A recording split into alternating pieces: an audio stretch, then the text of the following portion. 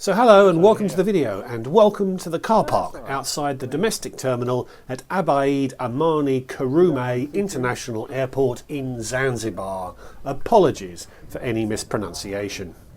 We dropped off our rental car and headed for the terminal to check in. We reached cover exactly the second the rain started. In this video I'll show you our flights. Firstly, an Ethiopian Airways 787 in business class to Addis Ababa with a quick stop in Kilimanjaro, and after about 3 hours in Addis we'd connect to an A350 to London flying in economy class. Yes, I do fly long haul in economy class from time to time. And if you've seen any previous videos from this trip, you'll know I was travelling with my mate Steve. Say hi, Steve. Hi, Steve. So if you'd like to see what Ethiopian service was like on our flights back to London, then stick around. Hi, I'm Matt. Over the last 25 years, I've travelled a lot. I've lived in 5 countries on 4 continents. I've flown over 1.3 million miles. I've visited over 100 countries, every American state, but I'm nowhere near done. So subscribe to the channel so you can come with me.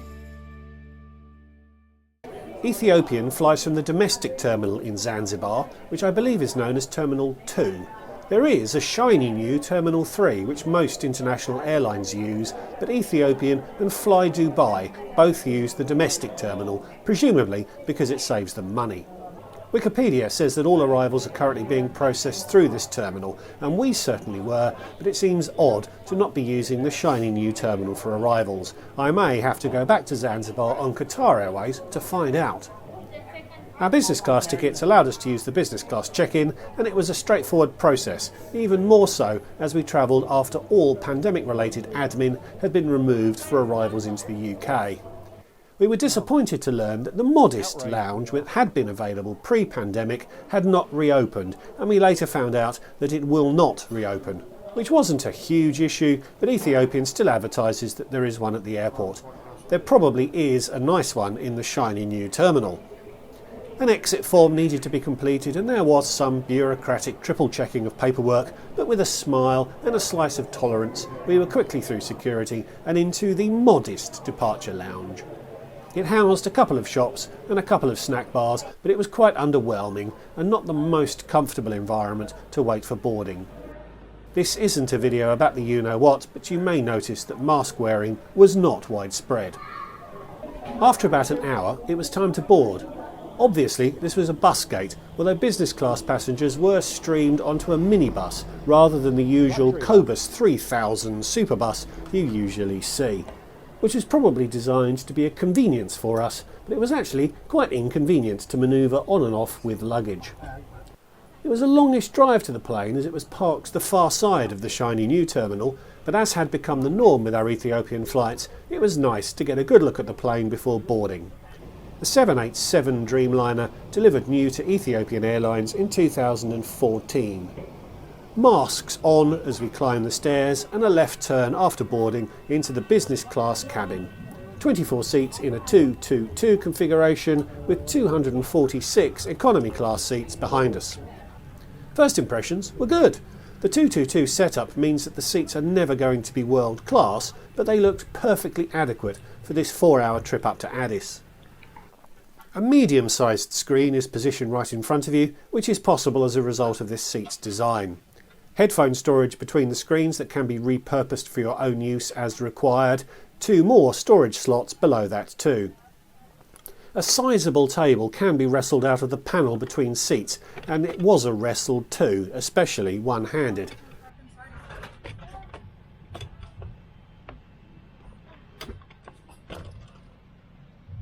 It was easier to retract than it had been to extract. There was a seat control panel between the seats, beneath which was a remote for the TV and a bottle holder which doubled up as storage for personal items. Also a power socket and a USB socket, a headphone jack and a mystery button which popped up the armrest and turned it into a privacy screen.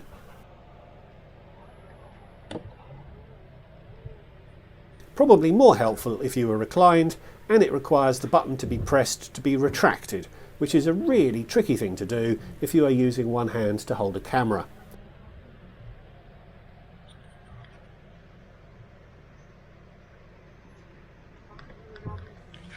I got there in the end. And a pretty powerful reading light demonstrated here a little later on in the flight when it was dark, and I then used it to show the overhead air vents.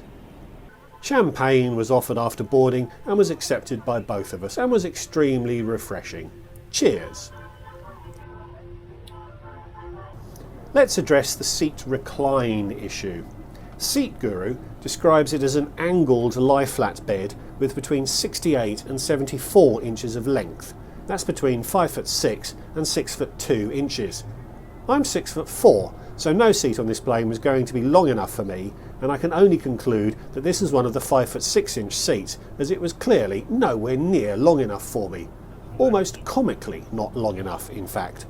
The foot alcove is also very tight, so even if I could have gotten flat, I'm not certain my size 11 feet would have fit.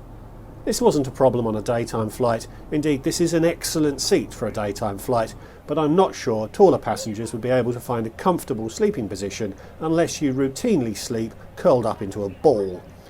Once again, we took off on time. Ethiopian's punctuality was excellent throughout this trip. So why did we treat ourselves to business class on this flight?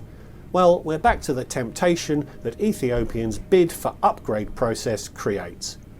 An upgrade on this leg was on offer for £104 each, which was on top of the £84 we'd already paid for this leg if you apportion the ticket price to miles flown, which meant we were getting over 4 or perhaps 5 hours of business class accommodation for less than £50 an hour, which, given it was a day flight leading up to an overnight flight where sleep was going to be a priority, it produced an equation that had a fairly simple solution. On this occasion we bid the absolute minimum possible, and it hit.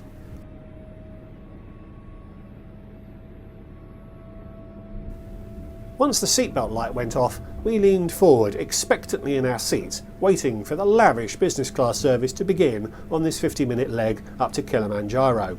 And there was nothing. This is probably the only real issue I had with my entire Ethiopian experience. The crew remained hidden in the galley for the entire flight. On the flight down, we'd enjoyed a drink and a snack in economy, so it was a little perplexing that there wasn't even a water service in business class on this flight. It's always a challenge to know whether a service shortcoming is down to design or crew apathy, and this was a particularly frustrating shortcoming as there'd been no lounge in Zanzibar. By the time service began on the leg from Cairo to Addis, we'd been in Ethiopian's care for well over 4 hours with only a glass of champagne as refreshment. A first world problem, to be sure, but something that perhaps needs looking at. So down into Kilimanjaro Airport. No one from the business cabin got off, and I didn't see anyone disembark from economy. It may well be the case that Ethiopian cannot sell seats between the 2 stops in Tanzania. And after an hour on the ground, there was another champagne service that was enthusiastically delivered with refills flowing. And then we took off. It was still cloudy, but we did fly 3/4 of the way around Mount Kilimanjaro, and I got some quite spectacular views of the mountain's peak.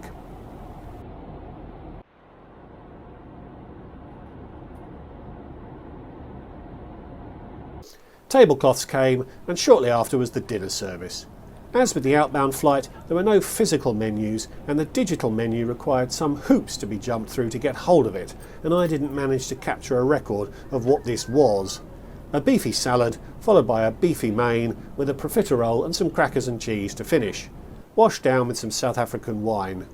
As I mentioned, we were a little peckish by this point, and the meal really hit the spot. The flight was 2.5 hours up to Addis, so after dinner we kept the party going with a gin and tonic. I don't think gin and tonics are that widely drunk in Ethiopia, as this was the serving of gin we received. Don't take that as a complaint. I keep including footage of loos as it's an important part of the flight experience, although I always struggle to say something intelligent about them. Guess I'll keep filming and try harder to make this bit interesting. It was a nice loo. So down into Addis Ababa after nightfall. Our second time through the airport and our third bus gate. Once again, a business-only bus was offered, and we were quickly back to the terminal, quickly through the connecting passenger security point, and quickly back into the departure area. Addis is a very efficient airport to transit through. I was originally going to end the video here, but the last leg up to London includes a fair bit of repetition, so I'm going to roll on and show the flight back to London in this video.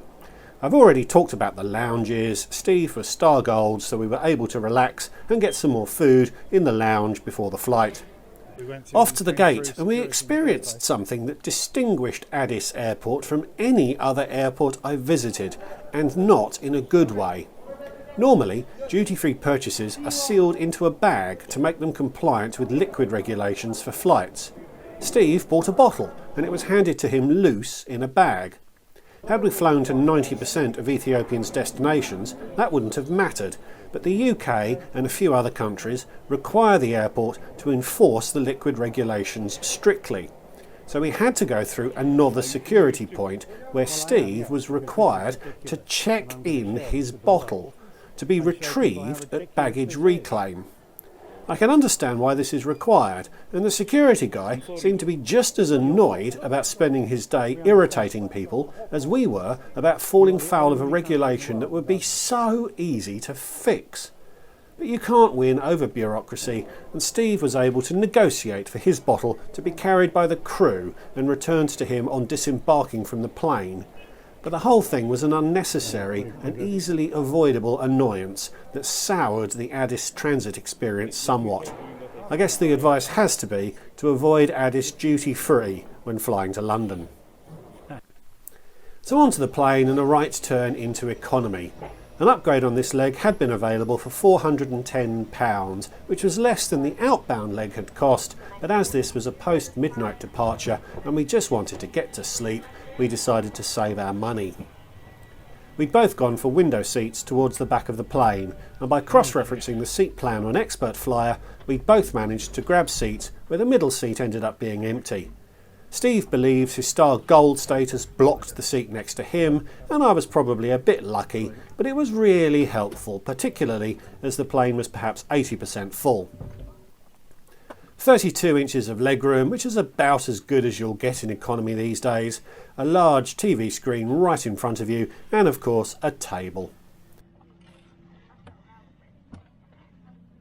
The touchscreen was responsive and there was a good range of entertainment available. We took off and very quickly the crew came around with a dinner service, and for the first time I can remember on a plane, I turned down a meal. And I went to sleep. I got about as good a sleep as is possible for a 6'4" human in an economy seat with 32 inches of legroom, but that sleep was ended when the lights came back on 2 hours and 15 minutes before landing into London. That is an extremely long time before landing, and must have been a decision taken for the crew's convenience rather than the passengers.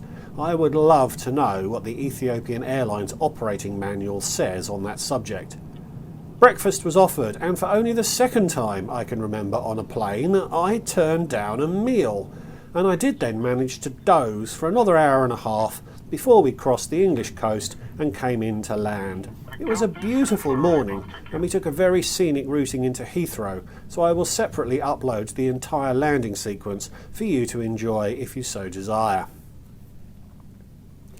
Sitting at the back of the plane offered the opportunity to have an empty seat next to us, but it took an eternity to get off the plane.